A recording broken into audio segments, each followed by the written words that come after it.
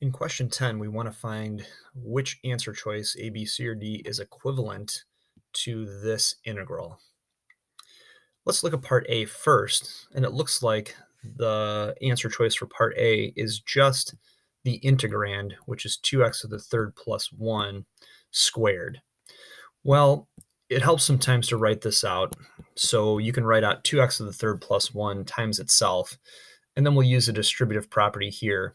So we've got 2x to the third times 2x to the third, which is 4x to the sixth.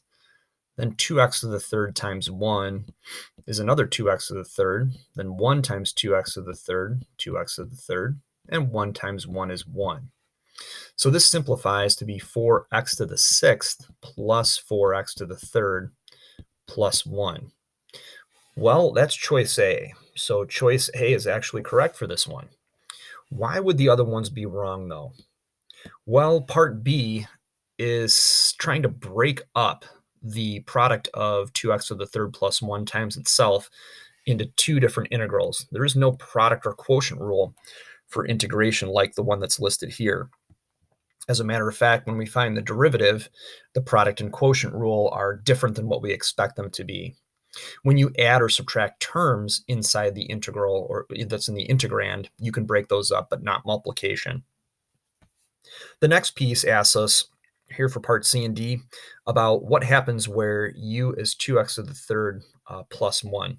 So let's use that to see if we can figure out why those two answers are incorrect. Here I have 2x to the third plus 1 for u. If I find the derivative with respect to x, that's going to be 6x squared.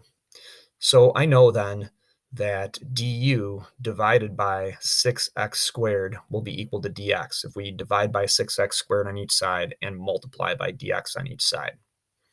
Then I'm going to take my integral, which is right here, and I'm going to try that substitution. So u is 2x to the third plus 1, so I'll have u squared. And then dx is equal to du over 6x squared, and that doesn't cancel with anything.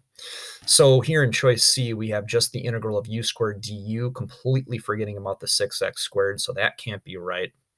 And this one here, we do see the 6x squared, and it's pulled out to the front.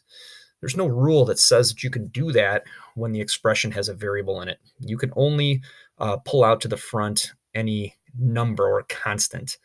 So if it was just 1/6, that you could do that, but because 6x squared is an expression with x, can't pull that out of the integral sign. We would have to have something cancel on the inside. So choice D is incorrect as well. We knew choice A was the answer. Hopefully figuring out why B, C, and D are incorrect as well has helped you learn a little bit more about using use substitution.